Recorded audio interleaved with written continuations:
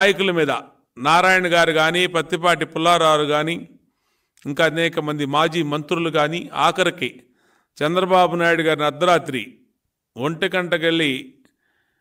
గంటకి అక్రమంగా అరెస్ట్ చేసిన గనుడు ఈ కొల్లు రఘురామరెడ్డి. ఇతనికి ఉన్నటువంటి పవర్స్ కాకుండా ఇంకా నాకు అడిషనల్ పవర్స్ ఉండని చెప్పి చట్టాన్ని మార్చమని ప్రపోజల్ పెట్టినటువంటి వ్యక్తి కొల్లు రఘురామరెడ్డి.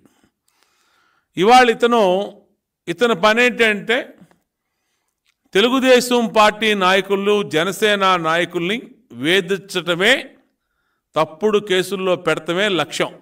మొన్న పత్తిపాటి పుల్లారావు గారి కొడుకు శరత్ మీద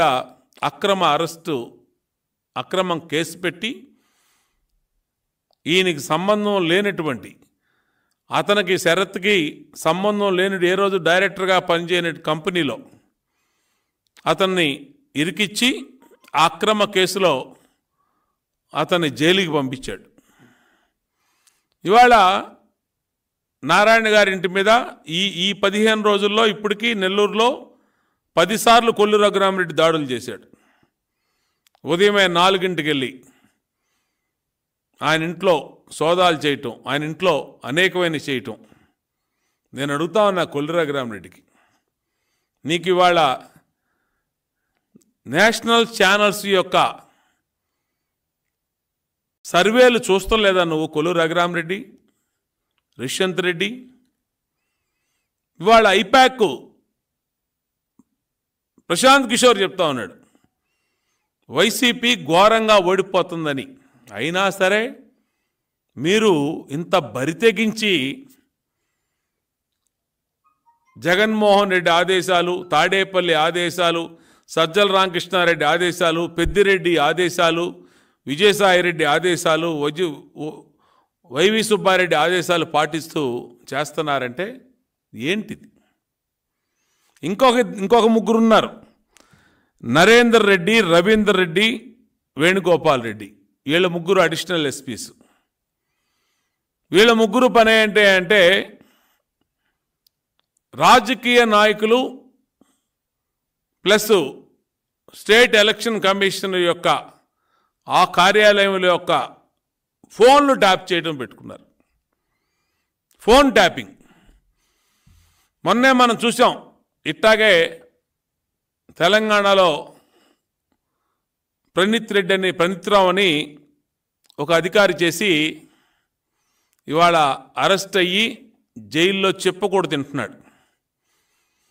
అక్కడ ముఖ్యమంత్రి, అక్కడ సలహాదారుల ఫోన్లు, ఇతని దగ్గర ఉన్నటువంటి సాఫ్ట్వేర్ ద్వారా ఇక్కడ ఇద్దరు కొన్నారు. అప్పుడు కేసీఆర్, జగన్మోహన్ రెడ్డి అన్నదమ్ములు ఇద్దరు పెగాసస్ సాఫ్ట్వేర్, దాని ద్వారా ఇద్దరు కూడా తమ ప్రత్యర్థుల ఫోన్లు అక్రమంగా వింటున్నారు. ఇవాళ ఈ రాష్ట్రంలో ఫోన్లు ట్యాపు నిరంతరం జరుగుతున్నాయని సాక్షాత్తు పెద్దిరెడ్డి ఇదిగో ఈ పేపర్లో స్టేట్మెంట్ ఇచ్చాడు. పెద్దిరెడ్డి, ఇంకొక మంత్రి అమర్నాథ్ రెడ్డి, ఇద్దరు ఇచ్చినటువంటి స్టేట్మెంట్స్ కూడా నేను ప్రెస్ క్లిప్పింగ్స్ కూడా చూపిస్తా ఉన్నా. అంటే ఈ రాష్ట్రంలో ఫోన్ ట్యాపింగు జగన్మోహన్ రెడ్డి ప్రభుత్వం నిరంతరం చేస్తూ ఉంది.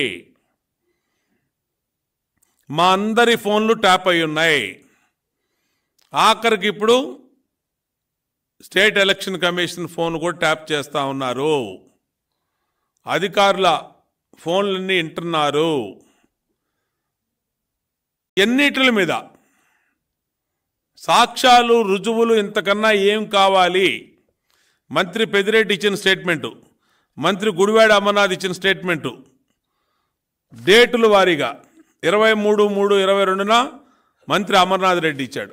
11/5/2022న పెద్దిరెడ్డి రామచంద్రారెడ్డి ఇచ్చాడు. ఏమని? ఫోన్లను ట్యాప్ చేసి అరెస్ట్ చేశామని పెద్దిరెడ్డి రామచంద్రారెడ్డి, మా ప్రభుత్వం ఫోన్ ట్యాప్ చేస్తుందని చెప్పి గుడివాడ అమర్నాథ్.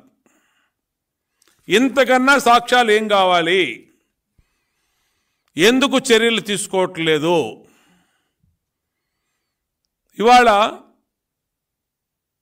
ప్రైవసీని కాపాడి చట్టాలను కాపాడవలసినటువంటి ప్రభుత్వ పెద్దలు జగన్మోహన్ రెడ్డి దగ్గర నుంచి మంత్రుల వరకు ఏదో విధంగా ఎన్నికల్లో గెలవాలని డబ్బు, మద్యం, దొంగ ఓట్లు, ఇంకా దౌర్జన్యాలు, కొల్లు రఘురామరెడ్డిని పెట్టి తప్పుడు కేసులు ఇంకా ఎన్ని చేస్తారు? నేను అడుగుతా ఉన్నా, ఇదేనా 175/175 జగన్ రెడ్డి? ఎట్లాగైనా నువ్వు జగన్ రెడ్డి 175/175 వై నాట్ 175/175 దీనికోసమేనా?